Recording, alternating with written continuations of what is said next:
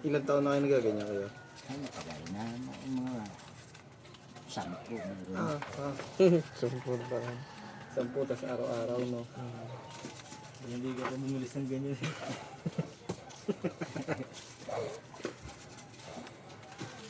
Gagawa ko rin kasi itong mga to, kaso yung malalaki. Lag ba? Kasasama ko na.